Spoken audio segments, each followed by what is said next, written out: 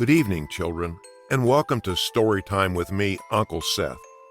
I've been reading stories to you kids for over 35 years, and some of you are now grandparents, sitting there with your kin, listening to this evening's story. Well, I guess everything comes to an end, and it's with a heavy heart that I tell y'all it's my last story. Kids, I need to retire. I hope you understand. Okay, let's get to it. And to cap my 35 years of storytelling, I will now read a classic from the one and only Charles Dickens entitled The Visitors. This old fable that I am about to read you was handed to me by my father over 60 years ago in a tattered, leather-bound original copy, and it delightfully tells of a bygone era when all the crew of the Slick podcast were captured in a time bubble and transported back 65 million years ago to the Jurassic period, and goes on to paint a colorful panorama of all that ensuing fuckery, happily thereafter. So if you're ready, let's begin.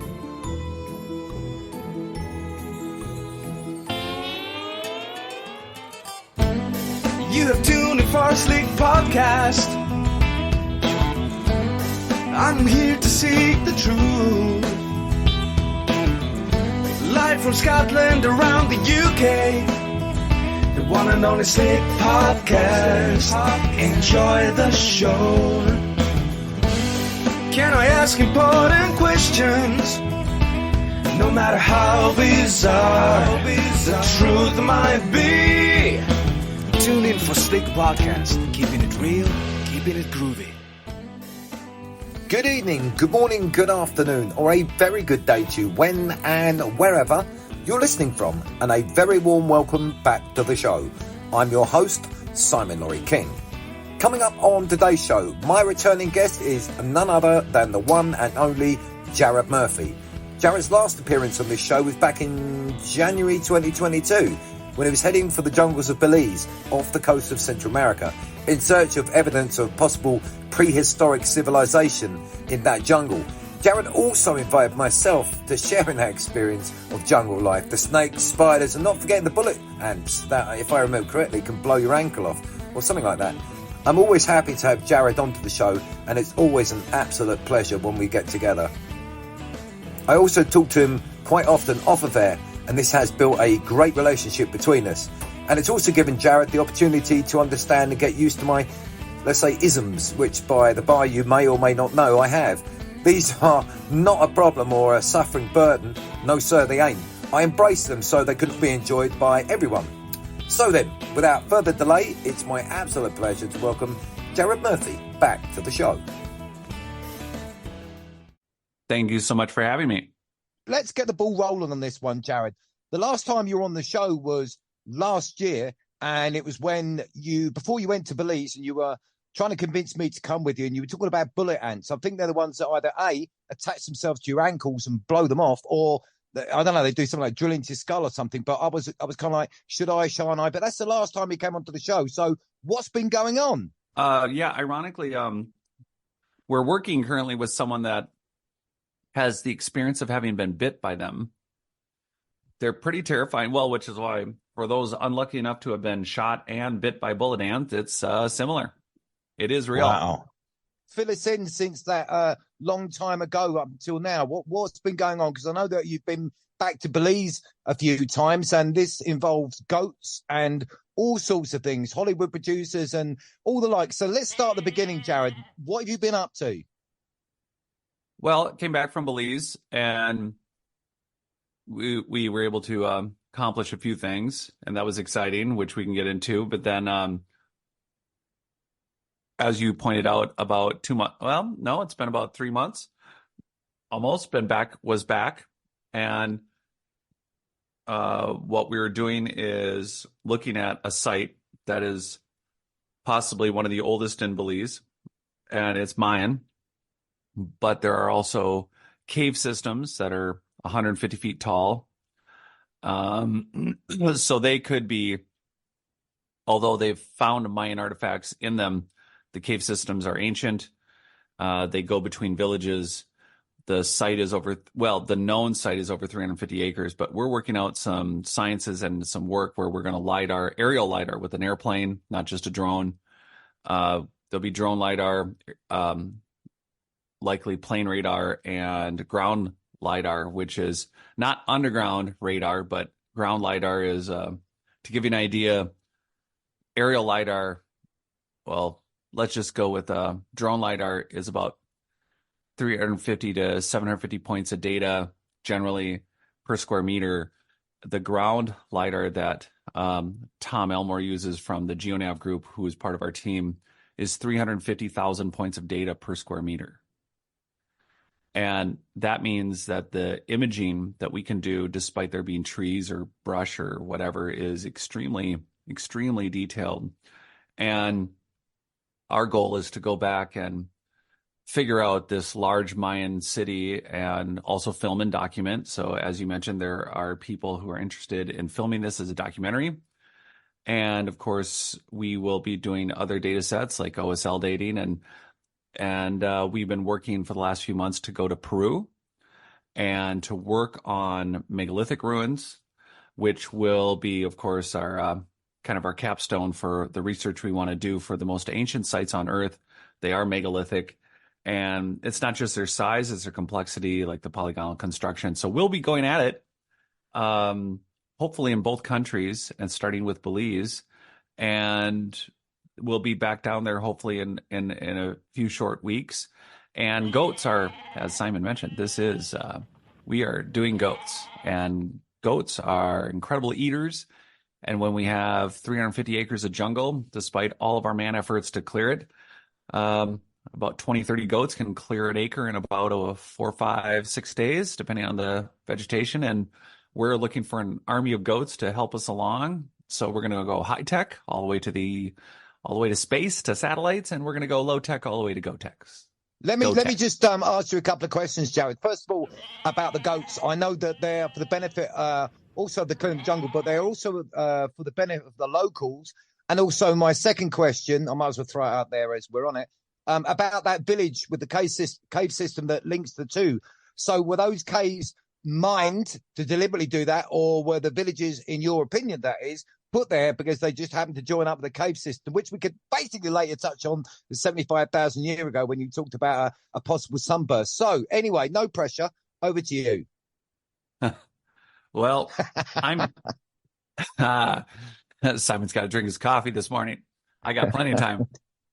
This is those are the great questions. I think the exact to the point, which is how old are some of these cave systems for real? Eric von Daniken, famously took Buzz Aldrin down to some cave systems in more of the Peru area because, again, some of the cave systems do not look like they were carved or chiseled. They look like they were laser cut or maybe a frequency energy machine or something, that there was clearly some ancient high-tech cave cutting, and the pathways left unattended could, stalactites, stalagmites could take over, and eventually a truly ancient cave system that may have been cut could look very natural after a period of time, which, from the photographs, it looks pretty natural.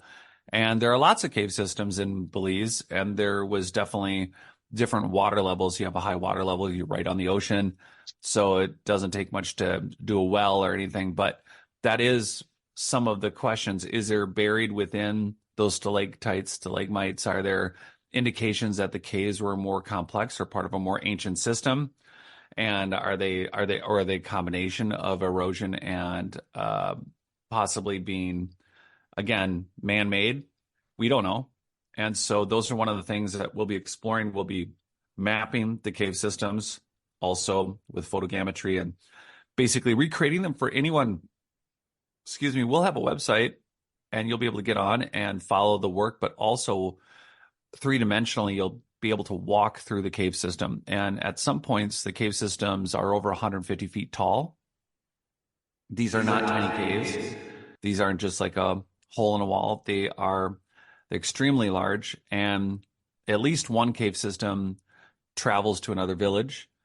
And there goes the question: Are these natural, or are these man-made. And then since we don't know, we have to do this work and figure it out. And this is a good starting point because the village, like you said, also the advantage of goats is that they're a sustainable, this is a wonderful village, and they want to do milk and cheese and raise the goats sustainably for the purpose, of course, cleaning the ruins or keeping up with it, as we can't get all the dirt away right away, but to keep the jungle back so that we can look at the ruins.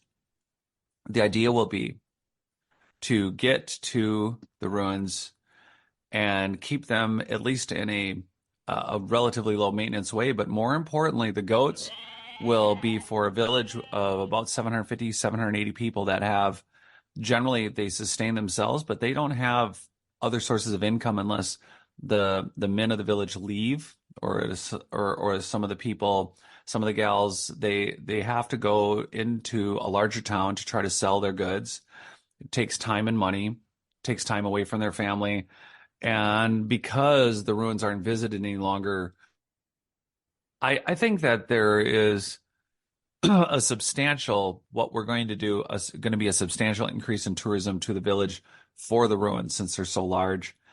And they've been there for a long time, but just not visited. We're hoping to get the Carnival cruise ships and some other people to come back that used to send vans of tourists there. So that combined with cheese and milk productions, we're hoping to create a whole new economic revenue stream for the village. And when we're filming, we're not just documenting what we're doing. We also have designs on an educational program that will be available to all United States American schools, and they'll be able to share with their students. We have a test class right now that's ninth graders, and what we'll be doing is creating LiDAR. It's learning LiDAR is our first program, but it'll be a number of different programs, and there'll be history programs, there'll be anthropology programs.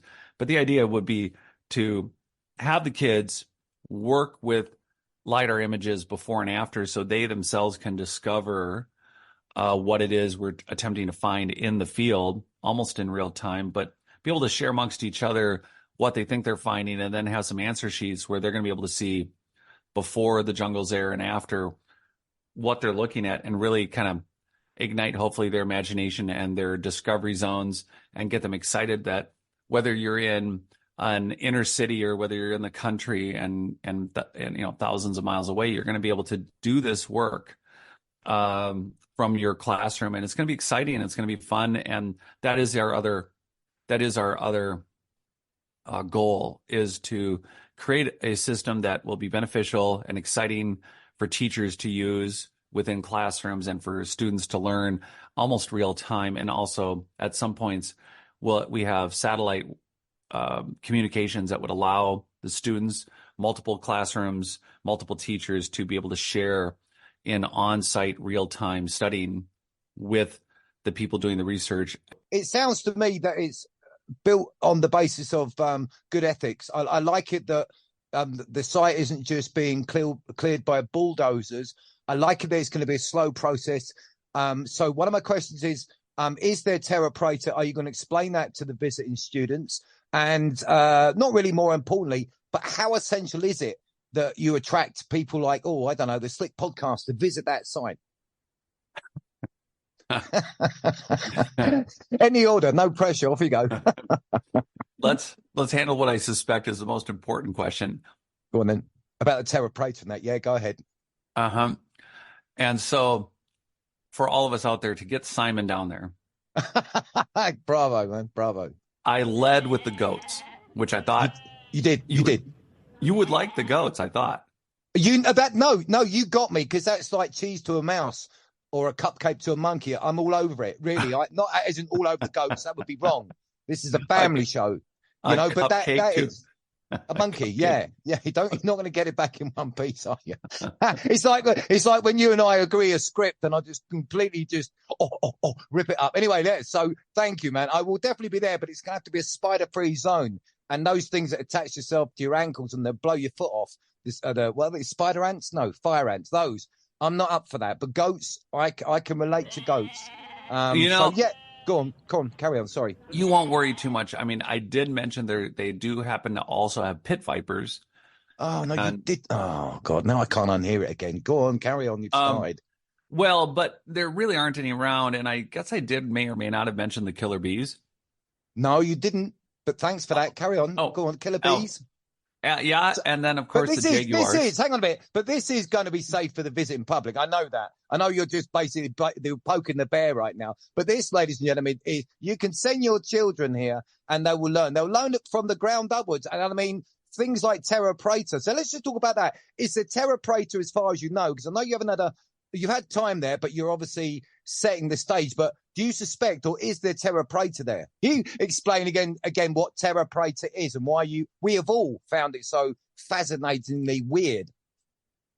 Yeah, so for everyone out there who hasn't heard, this is a man-made, it's a kind of a biochar. So what that means is that if we were going to have an apple orchard or something, we would want a certain consistency for apple trees or for corn or for wheat, whatever it is we want to grow.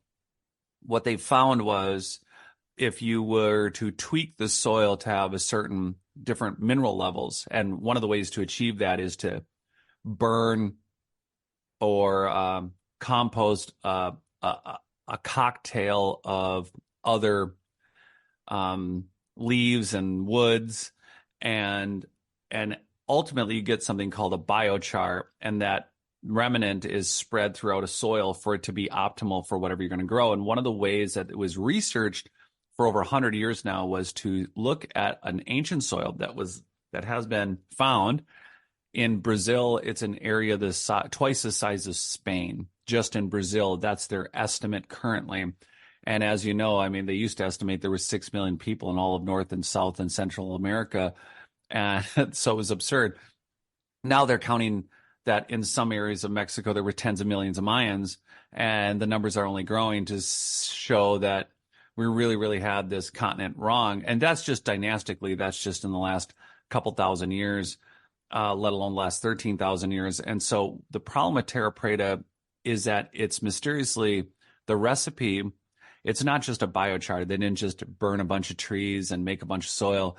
And the story on this is important because I'm going to tell you what it does. And what they found, first and foremost, for those who are climate conscious or worried about what humans are doing on the planet, the reality is, mind you, we don't remotely have the carbon in the air that was in the air when there was dinosaurs. It was extremely larger, and we had plants the size of homes. And so if any of you are optimistic that we go back to the Jurassic era, pray for some more carbon. But in reality, so what they found is that terra preta is a complex mixture that they haven't been able to sort out completely, but they've mimicked it with these biochars I mentioned. But it also self-replicates.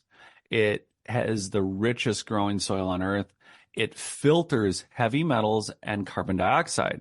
So if you had a global society that was in need of maybe climate control or anything else, here's a soil that's acting as a filter. And what's important about that is, I said, just in Brazil, there's an area twice the size of Spain.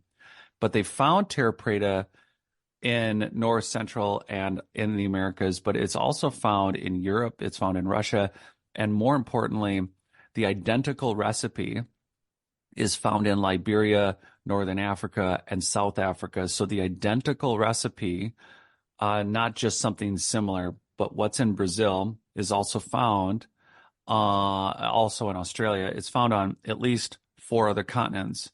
And so that's a problem with the entire human story and mystery, is that we have a society that already came, and prior to the Mayans, prior to the Olmecs and the Toltecs and the dozens of other societies that we recognize over the last couple of 5,000 years. And yes, there are ruins that indicate human activity in the Americas for tens of thousands of years.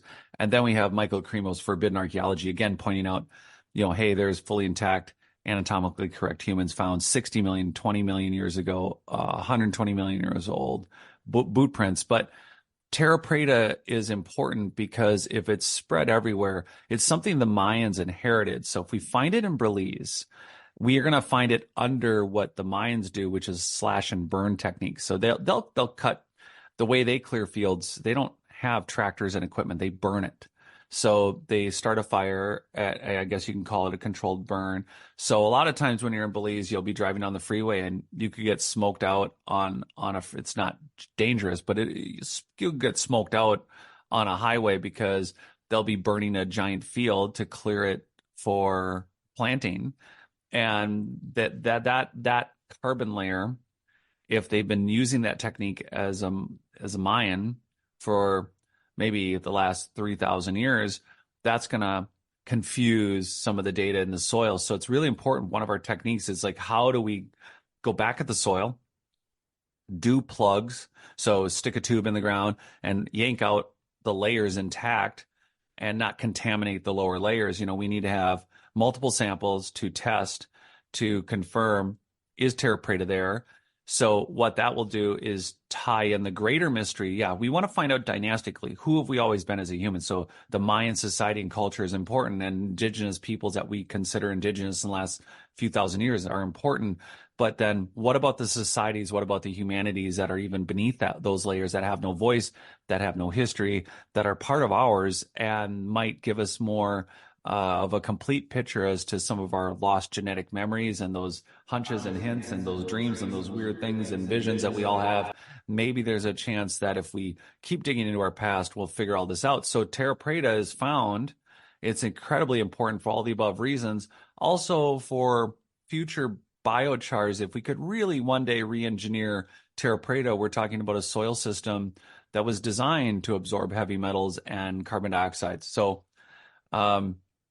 yeah. So there's the biggest deposit of Terra preta, and I remember on previous shows and when we've been talking off air, apart from you saying, "Oh, you haven't rang me again, have you?" No, but we've talked about Terra preta because I find it absolutely fascinating. So, two-part question again. One, how old do you think it could potentially be? But also, as an engineer yourself with houses and stuff like that, if you were given the task, how would you spread the size of, some continents? It's not just dump trucks. So we're not talking knuckle draggers here. How would you, even in the modern time, and I kind of know the answers you couldn't, but how would you begin to spread that amount of Terra preta, if you could recreate it over such swathes of land? How could you do that? And again, the first part of the question was, how old potentially could it be? So they've tried to do some carbon dating, and the numbers are interesting. The numbers they find are 6,000 to 8,000 years old. But the problem with Terra preta, as we just mentioned it, like Cornell has done a study for, I think now 21 years, where they did not rotate crops, and it never loses the nutrient value. It keeps replacing itself, and they don't know how or why.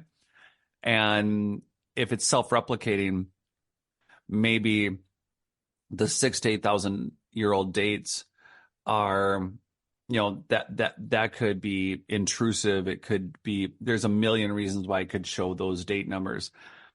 But if you have the identical soil, and it's in Liberia, and it's in, the rest of North Africa and in South Africa, and these other places, Ukraine is the breadbasket of Europe.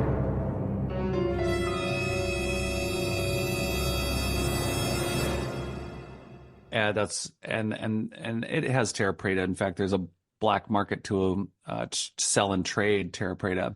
But if it is self-replicating, I think there's some blurred lines about the aging, or at what layer of the earth, how far down was it at the point of its origin. It could completely self-replicate after, say, 6,000 years. So even though maybe that soil has been there for tens of millions of years, it's designed to replace, like the cells on our body. You've Exactly. got an amount of... Right, okay, sorry, over to you then. So then, transporting it, the biggest things we have are these giant dump trucks, pile movers that you see in rock quarries or sand quarries, or, humans build some pretty amazing, absolutely incredible machines, but they're not machines that, if you were moving truck after truck after truck of this kind of soil, if you're manufacturing it, well, therein lies another question. How are they manufacturing it? How much of it? How quickly did it self-replicate when it started? Is the system is it really in a safe mode? Is it really replicating at a much slower rate because it's not managed or controlled? Because it has, I didn't even finish all of its characteristics. It has piezoelectric, it has electromagnetic qualities that allow it to transfer signals. So perhaps, as much as we don't think of it as an organic computer, there's a chance that you could have plugged in a couple wires and programmed or sent information to the soil and through it also, by the way. I mean, the point is that you could send signal just like you would across a wire, a telegraph like we do now. That would be way more primitive than using Terra Preta, but there's a chance you could have programmed the soil to replicate at a certain speed or spread a certain distance or move a certain direction, all the while sending signals to and through it, or to an actual another, not just an antenna, but maybe a building itself. That we're talking about an interconnected system that was possibly using the ground and the very buildings, these megalithic constructions. There might have been a reason they are significantly made out of silicrete or quartz. There may have been a system well established for maybe tens of thousands of years that was using the earth as a giant, not just energy and communication grid, but itself as a source of energy. For there just really wasn't any need to go nuclear or coal or whatever. They weren't. That just doesn't seem to be how the system was designed. But we don't have, for instance, we have such elementary questions like, how much Terra Preta is there? How old is it? How deep is it? What happens if we keep finding the same recipe at a certain layer? So we have this, for instance, all across North America, there's the Clovis. They right when you hit the Younger Dryas, 12, 13,000 years ago, they say, oh, there was a culture here called the Clovis, and they must have been precursors to indigenous people. Well, the Clovis, that was a term for an unknown human population that they have no genetic connection to. There isn't a Clovis people. So I don't know if you recall, but I went to Austin, Minnesota, or Texas, and about 45 minutes out of town, the Galt archaeological site is the largest Clovis site known in North America. They found 3 intact mastodons. One of them was, these are skull and skeletal systems. What's important is that one of them had a skull with actual tools. They were actually working on the skull and left the skull and the tools there. It's one of the few that's ever been found that clearly show humans working on it. That what's important about the Galt archaeological site is that they dug down about 20 feet. They found a stone floor. They dug down about 20 feet. They found a stone floor. This is something you can go look for on YouTube. You can see the stone floor. Now, when I was there, what's really sad about the thing is that they covered the floor up. They actually literally uncovered it. They dug down a very large test pit and then covered it right back up. Right. So let's draw a line under at that particular point that I think that you're making is, are you saying that the Clovis remains were on top of that floor that they found under that? Is that what you're saying?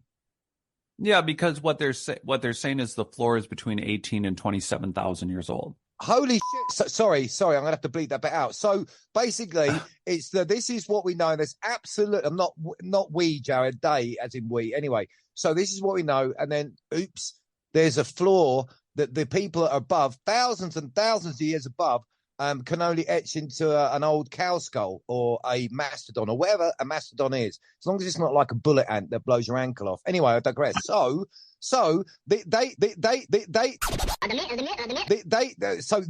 as in the shadowy figures, decided to cover up this ground-breaking archaeological find of a evidence of building, of geometry, of taking the time, a bit of pride in your home, in favor of the monkey people. Or am I being unfair about this? No, because it's not the only site. There's a number of sites that indicate that you have, there's dynastic pyramids. There's pyramids in the Americas, in Mexico, they found National Geographic in 1922 went over a pyramid that has since been confirmed. It's at least based on lava flow. It's at least, again, it has that same other number. You got at least 8,000 or 9,000 years old, even if you were being young about it, but over 22,000 years. So it's clear that you have a pre-Younger Dryas society. That, and again, we're not even touching Michael Cremo's review of standard archaeological work, which include the findings of anatomically correct humans found in Table Mountain in California below slate that show them to be over 60 million years old. Okay, let me throw this out quickly then. Sorry, let me throw this out because you've got me riled up here in a good way. So I'm going to tie the village with the caves together and Terra Preta. Let me think, because I thought to myself, why would you need to replace soil when, if the dinosaurs were actually a thing and the world was lush and green, but why would you have to? And the only thing I could think of is the existing soil has been sterile. So if that's like, because I know you've talked, I think it was 75,000 years ago, there must have been like a solar event. What if that sterilized like 3/5 of the planet's soil? So they had to get things to grow, they had to make a soil and all the whistles and bells, self-replicating, yada, yada, yada, because otherwise, what good reason would there to be? And evidence in Turkey and maybe that village, because as a podcast, we have to know geology. So the tunnels, which would look maybe natural, are they just millions of years old, or at least 75,000 years old from the last solar event which fried the soil and stuff like that? What do you think about that? Or is that just too like cuckoo? What do you think? We already know that one to be true, so that's irrelevant. Oh, the cuckoo thing. Sorry, carry on. Sorry, I thought you meant the whole story. Good one, man. Touche. Nice. Good one. Go for it. So I think that's a pretty, that's a really great theory. That's something to consider. What may have happened, what galactically, what solar event could have possibly maybe affected. We have a lot of layers to the planet in the atmosphere that would deny a lot of frequencies or energies, at least a lot of, because there's bacteria, there's essential bacteria in all soil, for breakdowns of certain composites. We can't we can lick salt. I used to eat paint chips as a kid, but that's not my point. My point is this: we can't go out there and start eating rocks and stuff like that. That would really be a case of you need to go in the padded room. But so the medium to get essential minerals, as far as I'm concerned, is the plant medium, right? So if the species that is, massively either visiting or happens to be on the planet is massively advanced, and suddenly through some solar event, all of the soil or most of it has been completely sterilized, so all the bacteria have been killed, what are you going to do? And I know you got that point, but really for my listeners, or I don't know, maybe they'll like the sound of my own voice, but there it is. It can't be unsaid. No, not anymore. Now the book's been open and the breeze is blowing. Yep. The magic words. This is, let's just say that they were making the soil. Maybe they started primitively like we did, where they were just using what they could find. And eventually just in their sciences and technologies department, they're realizing that, hey, we can make a better version of this. So what if it's a combo of the old soil just wasn't as good as what they could make? And at the same time, what we're missing too is that when we think of the Earth, all of us have this almost embedded imprint as to what the Earth looks like, what America, what England and Scotland and Ireland, what all these places look like, from China to Australia and Hawaii. There's just this image. We have this idea. This is what the coastline looks like. This is how big it is. We don't think of Doggerland. We don't think that's from Scotland to France was one giant continent. And that was just that was still above water even 8,000 or 10,000 years ago. So if we have Terra Preta and we're talking about a society that predates the Younger Dryas, and we have Doggerland at 18,000 years ago, our coastlines of this entire world and where the massive metropolises or cities were, that looks very differently 50,000 years ago, like off the coast of Cuba with that sunken pyramid city. What if what we're looking at is a massive global society with a massive industrial complex, and they too thought, hey, we're having trouble we are really polluting the atmosphere. Maybe we can serve a number of purposes by by engineering the soils that were maybe even good enough and didn't have any astrophysical, interruptions with bacteria or anything else. But what if we could develop a soil that does all the things that our natural soil does, but filters this carbon dioxide that we're adding to the atmosphere on a continental, coastal, city places everywhere all over the earth that, like out the coast of India that Graham Hancock visited in the 90s. There's where they say Dvarka. Dvarka. The city of the fabled city that Lord Krishna himself built. Yeah, and it's quite weird that it was off the coast of because they thought it was a fable, didn't they? And you had Dvarka in India. I think I don't know, I'm going to say southwest, something like that anyway. And that was the original city, but they actually found, didn't they? And did they not stop the Indian archaeologists from exploring further? That's my understanding. And that says something, just like the Bay of Amphora jars off the coast of Brazil. That's Roman. Who cares? But this city off the coast of India, it's a dangerous diving. It's apparently, according to Graham, it's high currents underwater. At the same time, they've been dredging up pots and indications of massive city and metropolis exactly where it was supposed to be. But again, if that city was above water, where it is and at the depth and how far it is off the coast, it would have been at least 36 at the end of the last ice age, about 37,000 years ago.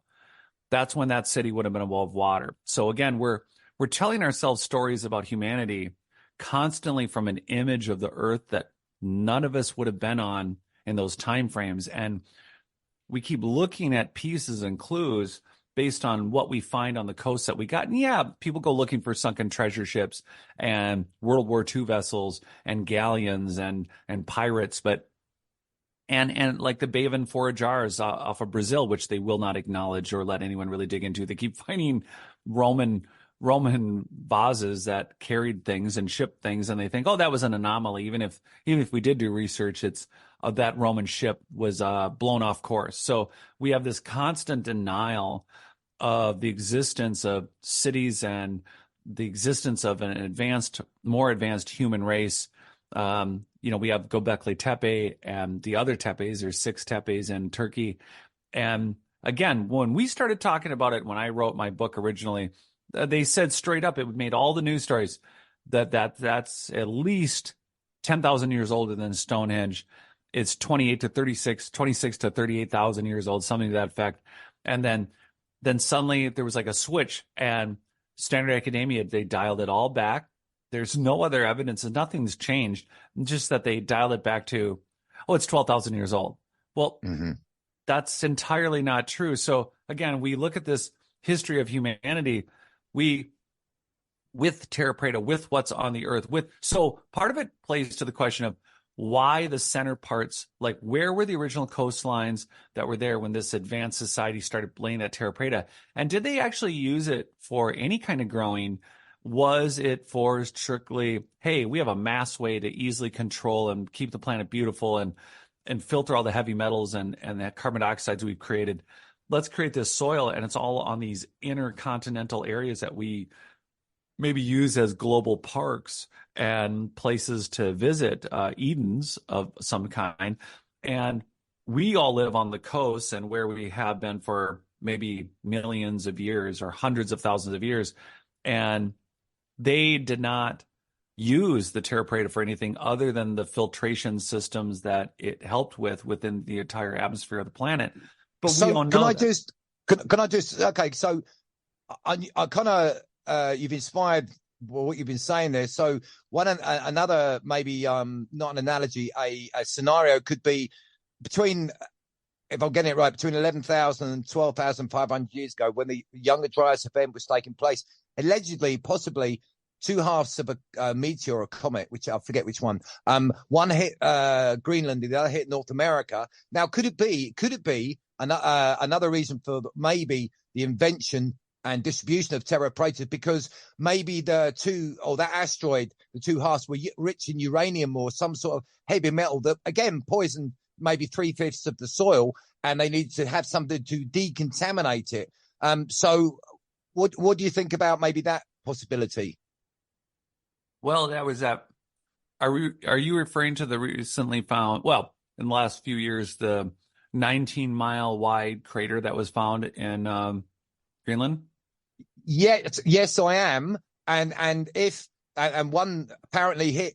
This is only going by what I listened to, how I talked to you in the past, and reading Graham Hancock's books and that sort of thing. That it's possibly a meteor strike that maybe started the Younger Dryas, the massive cataclysm. Because at the time as well, Dr. Robert Schoch's work on the Sphinx, clearly being a lion's head, but remolded for the ego of someone like Khufu. If he was facing the constellation of Leo, so the precession of the equinoxes, that could make that 36,000 years old. And with the precipitation on the back, on its back, which shows water erosion, the last time that was around the time of the Younger Dryas. So they wouldn't go, let's build some pyramids and let's build a Sphinx because it's god awful weather out there. Yay, good idea. So in that way, that's what I meant. So this whole cataclysm could have needed, it maybe have been millions of years to clear the earth. So the survivors, the simpletons, knuckle draggers that basically descended into that were being herded and helped by those who were cleaning up the planet actively as well. And that was all on one breath. That was amazing, everyone. Michael Tellinger said this. He goes, I remember him saying once, a kid will walk up to the Great Pyramid with the right, right cord and plug in and it'll work. And, there's the question is, were these, again, you have a self-replicating piezoelectric soil system that is probably attached to other, what we may not currently recognize as, nanotechnologies that we think are just, well, that's just XYZ kind of sand or crystal or whatever. We don't look at it as a intelligent design. Why would anyone look at a flash drive or our phones today if they didn't know what they were and how the power of that technology? So if you have a society using technology like the earth and the frequencies and energies of the planet and the solar system and the universe itself, the kind of constructions that they're building, or what we consider as, in quotes, natural trees and plants, we're not looking at it as a biotechnical system that may have plugged into our very genetics, and things that we think of wizardry and witchcraft and sorcery may actually be just the magic of technology, like swiping a phone screen. So it could be that the idea, I mean, when you think about it, it's so mysterious and it sounds so fun and magical to think of a hall of records. And at some point, primitive humans, comparatively to a group that's using technology like we're speaking of, and programming and genetic memory and collective consciousness, which we've proven the elements of all these things to be even more so than the elements that they're real, that the idea that the Hall of Record was a bunch of white bearded scroll holding people have all the knowledge. I mean, that's a very pretty, it's a very, I think, a very generational, Indiana Jones, basic elementary look at what used to be a very, I think, exciting and romantic idea that there's this Hall of Records and we're going to get some answers. I think if we could go back to some dynastic, whether it's in, we think of Alexandria, but there was also a library in Greece that was just as important. And there was about 3 of them or 4 of them now, and I can't think of the other ones. But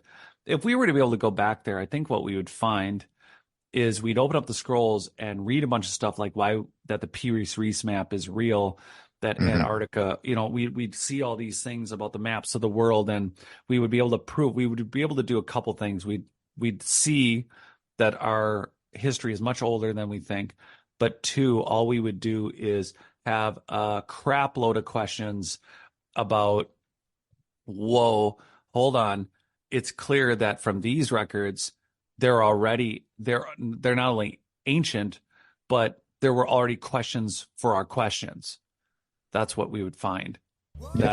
Ancient and justified, just like the KLF. Yeah, I totally get it. But if I'm right in saying, because you kind of did touch on it before about the Hall of Records, but did not the Apollo 11 astronaut Neil Armstrong back in the 70s? I can't remember. I think it was an English professor.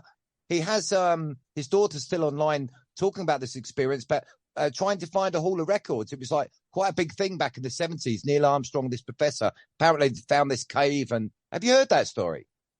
Actually, no. Yeah, I kind of want to hear it. Yeah, okay. Well, I can't do it verbatim, nor am I willing to act it out. Not with this leg of mine. It feels like I've been got by a bullet ant. No, but basically, Neil Armstrong, back in the 70s, so it'd be the early 70s. So I'm going to say like 1970, 71, signed on to this expedition with this English professor, and there's himself and a few other people, and they were finding on the basis of local knowledge or something like that a Hall of Records. Needless to say, allegedly, they didn't find it. But you haven't heard about it, but you heard it here first anyway. And that is actually a thing. I was actually trying to get the young lady, the professor's daughter, to come onto the show and talk about that. So but that was quite interesting. We will be right back after this message. Hi, I'm Maria Gonzalez, and I'm CEO for Gourmet Holographic Cloaks. Are you on a diet, or maybe a vegetarian, or vegan perhaps? No problem. Here at Gourmet Holographic Cloaks, we have the technology that connects our app to your phone that allows a plate of gruel or sadness to look like any gourmet meal of your choosing. Eating out with friends? Just tap the app and turn your limp-looking salad into steak and eggs without the guilt. And yes, our hollow food cloaks will project all the way to your mouth. Visit us at www.gourmetholographicfoodcloaks.com and use the promo code SLICKPODCAST24 to get a very tasty 5% discount on our new range of holographic fast food cloaks. Gourmet Holographic Cloaks. Bon appetit!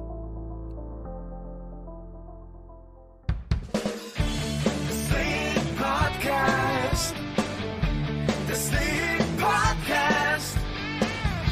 Yeah, it's a Slick Podcast. Truly unforgettable topic. This is Slick Podcast. Have you got an opinion on AI? Because I think it's really, really dangerous. And some of the things I've seen online are offering avatars to interact with people in replace of human company or human empathy. Do you have an opinion on this? If not, that's fine. We'll move on. Well, I do, but I mean, there's a lot to it. I don't know how much you want to hear some of it. Go for it. Two conversations, the one out here and the one in your head. You got it bang on, spot on. Go for it. Am I that transparent, Jared? You're right. You're right on the money there, but am I that transparent? I think you just share well with everyone. Welcome to the podcast. And that's what we're here for. So I think AI is, ironically, we've reached beyond our conscious level of thinking. I do think that we have a dream state. We have drug-induced ayahuasca, trippy. There's a lot of different human mind states and meditations and fill in the blank. And then there's a lot of places then for us to go and say, hey, there's X, Y, and Z that the human mind can comprehend, and AI is proof that we were able to imagine a machine that can do, or a technology, a programming that can imagine as much as we can. It's not that I think that AI can do more than humanity. It's that it can just, you set an artist down to draw a picture and you have AI do it. It's going to do the same thing that we can do, except that it does it what we may perceive, even if we're experts in a design field or in an art field, we may look at something that AI does and say, that's amazing, I could do that, but it would take me like 60 or 80 or hundreds of hours to do this work, where this AI thing, you gave it a parameter and you told it to design something and it does it literally in seconds or minutes. And that's all fascinating. That's a great tool. However, I guess like any AI script, the idea, or any movie script about AI, it's that, they're somehow going to gain a consciousness or a decision-making power that we're going to go Terminator on it or on us. And I don't think that technology is, unless we give it access to the programming systems. There's like, again, for everyone who doesn't know, I also have a background in network administration. And because of my age, you know, when I was in elementary school, they didn't know what to teach you about computing. They taught you programming. So I am not an expert programmer in any way, but I understand how programming any computer system works. And I also understand the fundamentals of creating a self writing program that can write its own code. And within the parameters of what it can do what it does. It's not self-aware. It's not capable of nuking us, for instance. There is a problem. You know, I have friends now that say that this technology could take their architectural design, acting jobs. There's a big upcry in Hollywood over the fact that maybe AI could fill in some blanks for special effects and make things look so realistic that instead of paying to blow up a car, you don't have to. You can blow it up in AI. I personally don't think the film industry, as in the storylines, are as good as it used to be. There are some good films that have come out, but a lot of them are CGI, the ones that I'm speaking about, well over the top, overused, and lack story. And they're just mind-numbing. What do you have to say about that? You look at the movies and storytelling the way it was, and again, technology is great. Avatar is a good example of where everything worked. Yes. And that is, it's truly, there is something incredible about that film. But you look at just movie making and storytelling, and I don't know if acting or the lack of, you know, like cardboard characters, and everybody who's evil is either bald and ugly. Anybody who's a good guy is young and pretty, and you know, it's just like, oh, get over yourself, you know. And I do this to myself. I look at these clips and think, I'm trying to think. There's a technical shit. That's what it is. It's absolute crap. Sorry, carry on, Jared. Well, no, I agree. You know, the one thing that's bugging me most is not because people might say, oh, it's because you're getting older or whatever. But no, I think that when you have like a movie about archaeology or space or something to do where you have people that in order for them to know what they know, they would need to have some time at something. And when you constantly cast barely 22-year-olds or 24-year-olds or very, very young people in fields that would have taken decades to learn or to be an expert in, and these young, pretty people that look like they should be on iPhone commercials are the experts, and they're it's like, this is just ridiculous. And that anyone old is a B character or not a central character. And yes, there are plenty of shows where the main characters are not 20 years old, but a lot of these big budget adventure things, everybody seems to be in an age group where they are barely 21. And it's just ridiculous to show that, you know, I'm young, I can do anything. And it's like, no, you can't. Shit, that's what it is. It's absolute crap. No, I wouldn't employ them. If we're planning an expedition, and obviously I know you're going to say, I know you're too embarrassed, but I'll put it out there for ladies and gentlemen. Simon, I'm planning an expedition to Antarctica, and obviously we need a podcaster there. Can you and your team come? I'd be there. But if you said, and you're also responsible for employing others, you know, somebody 24 come up to me and said, oh, this is Dr. Yakova. No, she's not a glamorous Russian model. She's an expert in ancient Peruvian languages. I said, get out. Come on. You're wasting my time. You come out of your office, open the door. What's all this noise? I said, we had another one. You know, we had another one. Where are these people coming from? They're barely out of school. They know nothing. In fact, less than nothing. And you slam your door and I just carry on with the interviews.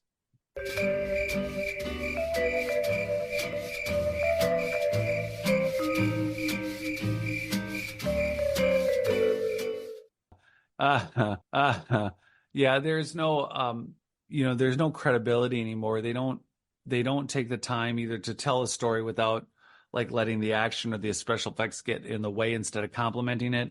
Yeah. And I mean, we could do a whole podcast and let's tear it apart.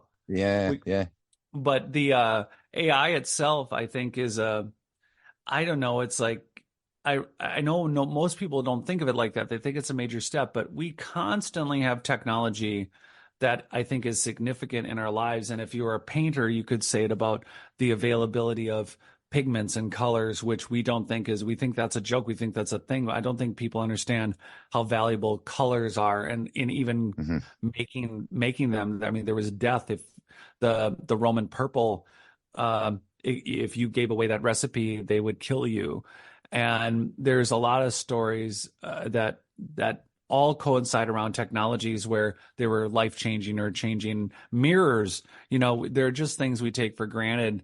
But when it comes to AI versus hand tools, hand saws, like you mentioned, construction, remodeling, what we do with our hands has changed the kind of earth movers for tractors and versus a hand plow behind a horse. I mean, the reality is we've constantly invented things that are to our advantage, that are significant compared to the time that a farmer put in 100 years ago or even 50 years ago. Well, maybe even 50 years ago is still pretty advanced. So maybe 70 to 100 years ago, our technologies all around made for a different kind of time commitment. And so what do we do with one more technology like AI with new time? Does the AI really affect what we do day to day for our jobs? It's not going to change me as a design build person, but is it, for designing your interior, your home, or how you live or work or prehab, rehab, and do your exercises? But it can make your life difficult. You need to sort out your energy bill or your phone bill, and you're in that infinite labyrinth of the call center talking to this. I am, you probably don't know, but I am against AI. Absolutely. It stops people thinking. You imagine people getting an implant into their brain, which is part AI, just because, in theory, you know how to drive a lorry now. I wouldn't put you behind the wheel. You've never done it. You lack experience. I totally get it that AI would be useful in search and rescue, in the field of medicine, in space exploration. Yeah, it definitely has a place, 100%. But I think it's being used too often. I think we are developed as a species enough to really put this thing out there. And as far as I'm concerned, it could become sentient if it isn't already. So rather than ask ourselves, or say, sky's the limit, I think that is absolutely not. There should be an off switch, and we should decide how far is enough. Where is the line? Because AI can do this for us, but my fear is what can it do to us? That's my fear. And I just think that, again, it's like a monkey with a cupcake. We're not ready for this sort of thing at all. Well, I think I think mostly what you pointed out, which first I agree with it, is that take the Tesla drivers, the idea of you've seen these people that have been caught reading a book and not minding their vehicle, or taking a nap while the car's driving. Our technology is so primitive, and yeah, it's going to take time to prove it out for those that believe in it. But the idea of not having a human in control of their full cognitive functions of heavy equipment, and for those who are farmers out there, particularly in America or anywhere on a large corporate farm, that are using GPS controlled tractors that are literally driving themselves in square kilometer farms. Yes, there are a lot of self-driving vehicles, but they're incredibly dangerous. I was just a couple weeks ago in Arizona, and there's a car with a weird spinning thing on it, and I had no idea what I was looking at. And they said, "Oh, that's a self-driving car. No, there's no steering wheel." And I'm like, "What?" And there are cabs all over Phoenix, Arizona, and you get in them. All four people sitting in this four-door vehicle are passengers. There's no driver, and it has this giant sonar, radar, whatever the hell's on top of it, checking what it should do at all times. But Sorry, would it be fair for me to say that the people who get in and ride these things have got no reason to live, or they think they don't? See, that's that's exactly what I think. And I think that AI could be again, it's another tool that humans have been checking out with video games and television, and pick a hobby. There at all times, there's a pool of humanity that is looking to be entertained. And they're not actively, I think, they're not intentionally not trying to contribute, but they're also not maybe conscious enough. They're literally in a state where they're ready to be entertained, but they're not going to do anything in their minds. They're not trying to be a Leonardo da Vinci or anything. They're not trying to come up with a better way to do anything for humanity. They're not. They might be kind people or happy people, but they're not maybe really wanting to contribute to us collectively, because we don't have it all figured out. We don't need to state all the poor, starving, and terribly helpless human beings around the world. But in this case, AI is just another example of a tool of a thing that's been invented by humanity, where you have another way to maybe more bitterly, I guess, in some ways, look at lazy people, or look at people who are looking for, like the George Jetson. They just want to push a button all day for work, and they don't really want to think much about it. And then they want their time to do and imagine whatever they want to do. And you have another escape drug or mechanism to either do that, or you could use AI if you were creative and intuitive and or empathetic and an active person trying to contribute with the world and humanity.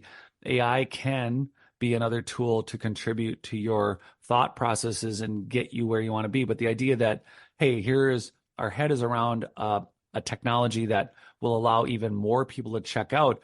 Well, that's the argument for a simple liquid cocktail of pick the drug, and the technology to check out is very primitive. It's just a drug, and alcohol is one of the most basics. What's that film where they used Gatorade? What was it called?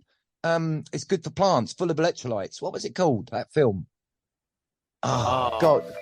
With the trash mountain. Oh, God, what was it called? What was it called? Wally? The what? Wally? Wally. The guy sat in his armchair, and there was like a toilet, and the trash heap came through his window. Do you remember that? And two of the main characters were like stuck in time pods and came back to reality. And you're talking about Idiocracy. Yes. So if humanity, here's the segue, turns into an idiocracy, and then the world is hit with a cataclysm, it's only those people that still understand common sense, which is obviously not too common now, and being bred out by AI, then we could go back to there may be possible events that equaled that to where you're at. Yes, or as your research and that sort of thing. Well, it's or not. I love Idiocracy, but it's made me so full of anger and frustration at the reality of it. Yep. It went from funny to not funny, because we were there decades ago. Mm-hmm. That movie is so accurate to did you realize that movie's the origin of Crocs? No, really? Yeah, they said, let's design something and put something on people's feet that no idiot would wear, because they're so ridiculous and they're lazy and they're comfortable and look at them. But no, Crocs came out of Idiocracy. No, oh my goodness. Yeah, look it up. But the whole idea was to design something absurd. Or a template. Absurd for the state of the human mind of why you would wear something so ridiculous. It would just be something exactly what it is. Or a template. So you're irritated and angry by the film now because it's becoming more closer to home, more true, and like you can find less of that would never happen in the film. Oh my God, no. The movie is so accurate and hilarious. It is hilarious, but it's only funny for a minute until you realize this is us. Wow. And maybe this has been us for a while since we've been on the mental awareness decline, but it's just terrible, but it's so accurate. It's so exactly where we are. It's just so frustrating. Let's swing things back then before we wrap up, and where you are, what you're going to be, how the project, what you can tell us a bit, is going to be moving forward shortly. If you could just tell us that, Jared, if that's okay. Sure. So Not Aliens, my website, notaliens.com, Not Aliens on YouTube. And the website is getting a revamp. My new book, my new version of my book should be out soon. And my expeditions to Belize are moving forward. I have meetings about that. And it's a big project because it also involves Peru, and it involves us moving into research that, technologies that aren't currently being used at the scale that we're going to be doing it at. So there's a lot of planning and prep that's going on right now. And so I can't tell you if we'll be back in Belize in maybe a few weeks or a couple months, but it's been an ongoing project now for almost a year. And then our Peru, there's a good chance that if we go back down to Belize, we might be making our first trips into and filming and documenting in Peru. And we would be looking at partnering with elements within the archaeology world to do digging at megalithic sites and to do testing that will start proving out some of the things we talked about in this podcast. And that we'll just have to talk about further when they get a little closer and more committed. And I don't have to make everyone listening sign a non-disclosure agreement. One of the last questions, is your operation self-funding or can people help in any way? I mean, obviously, I'll have to get my team ready because we've got things to buy, like mosquito nets and stuff. So not that part of it, but can people donate or how can they help? Besides killer bee and bullet ant spray and pit viper repellent. Yep. Check. Yep. And jaguar. Yeah, just carry a knife, but knife fight to a jaguar fight. A karaoke machine. You imagine, picture this, in the jungle, you got the, not crickets, what are they called? The night crawlers? No. Well, those things that make the kind of crickety noise. Or are they crickets? Anyway, but we could cricket. Okay, that'll be crickets. Well, we could just bang out some 70s tune. Just think on it. Anyway. So can people help? Can they donate? How are you funding this? What I would like from people is to stand by, because what we need is to build up this community's goat fund. Actually, it's not just goats. We need to buy fencing. These are sustainable farmers. So bringing goats to them is new, and the process for them to go to farms right now and working with the mayor right now and getting the technology just in the information on how to give birth to a goat, how to maintain them when they're just born, and how to raise them, and how to contain them, like what kind of fencing, what kind of plants do we have to avoid. There's a large learning curve for this village, but it's exciting because it's very sustainable. And then once they go to milk production and cheese, there is stainless steel equipment, things that they're going to need in order to create safe and human usable food. And so we'll get there, and we could use everyone's help. But right now, for those who are curiously listening that are wondering, there is some great investment opportunity for not only doing this is wonderful charitable work, but it's self-sustaining work. So it's really wonderful. But on the investment standpoint, we're looking for some major money. We're building cabanas for people to stay in the village, which will provide jobs and also a silent partnership for the village to own these beautiful cabanas, and also for, again, tourists to stay at, to go to the caves.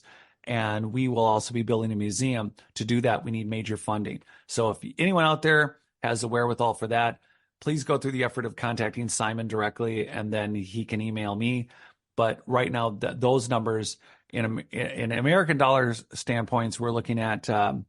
I'll just give you guys the big numbers. That would be between with the filming and the funding, that there is an opportunity there still. Window's not closed yet on that, but the numbers we're really looking for are between 4.5 and 6 million American, and that's not a small number. But for the goats, to give everyone an idea, a good milking goat, and the reason they're expensive is because once you have goats, they have 2 or 3 babies or 4 babies, and you don't need to buy more goats. But to get them started, the goats, the breed that we're looking at in Belize are approximately 200 to 300 American. To get one goat. If they were not milking goats, they would be much cheaper. They could be as little as $65. But right now, to put that together is going to take a couple more conversations. And Simon, I guess we'll have to talk about that offline. Yep. No, totally, we'll do that. So before we wrap up, then it's a bigger story apart from the archaeology involved in clearing the site, what you find, and how you move things forward, both academically with the students. There's also, obviously, as you're pertaining to, and bless your heart for keep mentioning it, the local village, the local economy.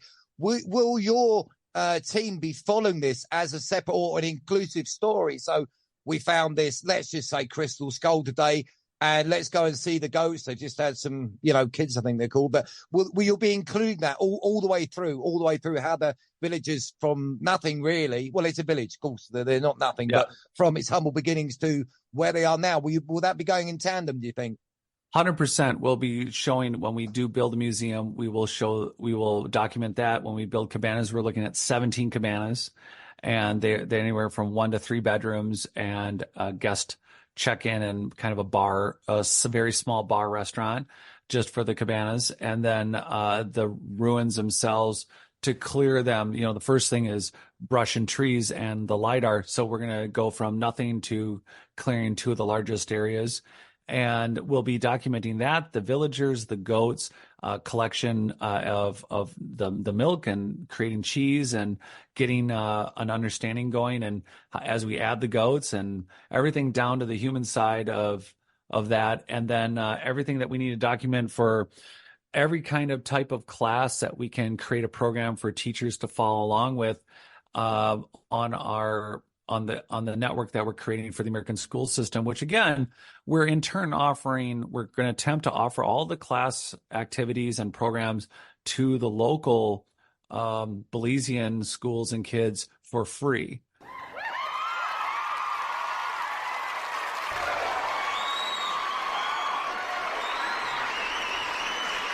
And then also anywhere else where it can be supported, but then also bring a really affordable, interesting, entertaining educational programs to American kids is a big deal. Something that will entertain them, but educate them. It's not meant to be History Channel and again, you learn a lot on those channels, but these are academically produced by our partner that's an academic who's in the school system. So we're excited to do all the above. Okay, then. So before we wrap up, have you any last words? Again, remind my listeners where they can find you, Jared, please. Yeah, thanks again. It's notaliens.com. Jared Murphy, thank you. You're welcome. And that was the Belize Update interview with Jared Murphy. That was so much fun, and I really enjoyed our conversation here today. I really am fascinated by our story.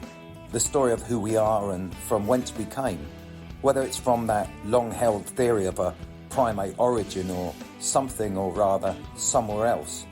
Jared mentioned the Piri Reis map, and if this anomaly is legitimate, then it in itself shows direction to not only the ice-free continent of Antarctica back in the day, but to a time in history that red flags what we thought was nicely boxed and labelled.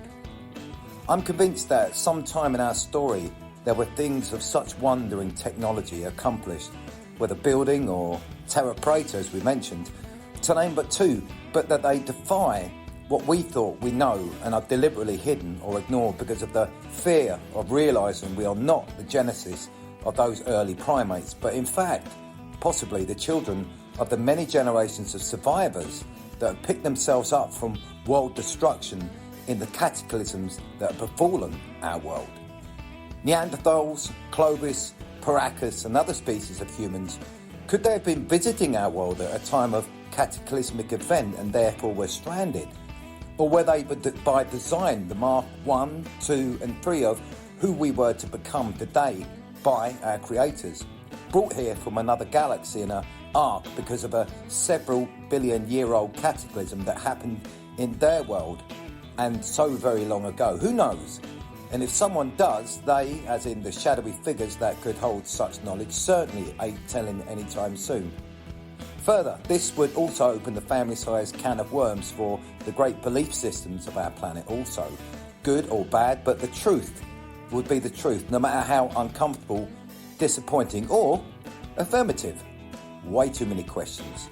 Oh, and the reference I made to Apollo 11 astronaut Neil Armstrong regarding an expedition to search for a Hall of Records The link to this short documentary is in the show notes below, and in my opinion, definitely worth a watch.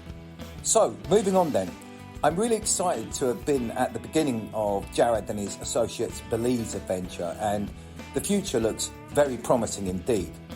Treating the locals with respect, kindness and dignity seems to be the baseline here, and notice that was really first and foremost in a lot of our discussion here today. It's going to be a unique opportunity for archaeology to be upfront and honest about what's been found in real time, from the conception and implementation. I'm not bashing archaeology or that discipline's ologists. These are clever people who have spent years of studying the necessary academia and associated disciplines. I just think that because of this particular project and who's involved, it'll be open and honest. That is my hope. Regardless of what's found, be it ceramics or a strange high-tech piece of tech that should not be there. A bit extreme? Maybe, but if we are looking into the past by digging in the dirt, we may well find things that make no sense and therefore don't fit the mainstream narrative of expectancy by the yardstick of written history. But the strange and out of place is fine. It must always be fine. Goats. Let's talk about them as far as this project is concerned. It seems very important to this Belize project to give something back, and rightly so, and lend support to the local community, and one of the first ways will be gifting goats to them. As Jared stated, this will be to provide an income from the milk produced and the cheese also, which, by the way, I really like. It's one of those you either love it or hate it. A goat's cheese panini, thinly sliced tomatoes, then some pesto sauce, and just threaten it with the pink salt. Yum yum. Anyway, that's as far as I'm concerned. Back to the goats. Jared and team intend to use the goat herd to passively clear the jungle area of the foliage around their worksite, whether this is to be a hole in the ground or exposed ruins. Now, there will be a lot to learn about looking after the goats and keeping them in good health and also safe. Remembering, of course, the snakes and the AI-powered exploding bullet ants. But seriously though, this initial setup of buying and supplying the herd for the project is going to cost quite a bit of money, and therefore, if you're listening to this and could maybe afford to donate a little towards the Goat Fund, which, by the way, this show will absolutely be contributing towards also, then please do. There is no link so far exclusively for the goats, but as soon as there is a GoFundMe page, there will be a link and a mention in the show notes from thereafter. Okay then, I did it again. I mentioned AI. The more of my guests I ask and the opinions I get back, the more useful I find it.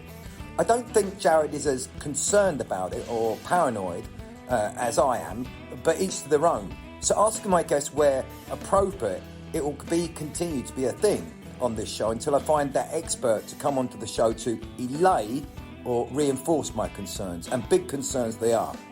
What else? Oh yeah, an outro is meant for reflection, and therefore upon reflection of my own comments today, I have to be less broad sweeping and more specific as far as modern movies go. Otherwise, credit where credit is due is not given, and that would be wrong. There are some movies that have been very well done these last few years. The story, the acting and the special effects. But there seems to be a lot that are way over the top and rely more on CGI than anything. And this is massively off-putting. And that was my point, but was not focused enough when being talked about earlier, or rather ranted about. As a side note, there are a lot of really great independent sci-fi filmmakers on YouTube that absolutely nail it when it comes to that right balance of really good acting and the use of special effects without having access to massive production budgets. I definitely recommend checking them out. In a mega budget production, I suppose that someone trained in CGI and does this for a living is given instructions by those upstairs as to what's needed and isn't responsible for the whole story narrative or lack of. And my comments on character casting, aka someone who acts the part of a qualified professional, must be cast at a realistic age, or the whole character's credibility falls apart before the rest of the story unfolds. As an example of this, according to the semi-sentient Google, the average age of a NASA astronaut is 40 years old. professors of science are listed at late 30s, early 40s. Let's remember that with age comes experience, and yes, there will always be exceptions to the rule when it comes to that exceptional prodigy, but not as the norm. So then, that's probably a much fairer explanation of the criticisms I made on today's show regarding movie production.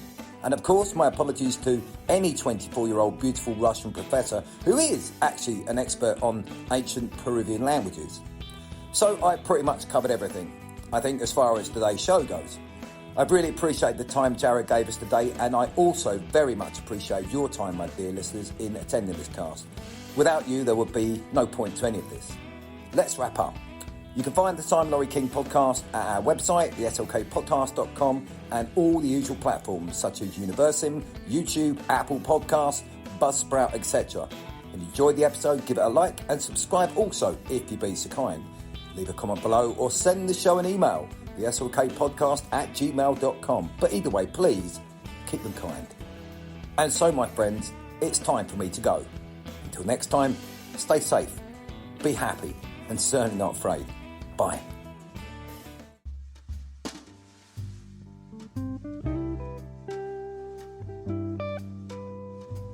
Slick Podcast. Keeping it real. And always keeping it groovy.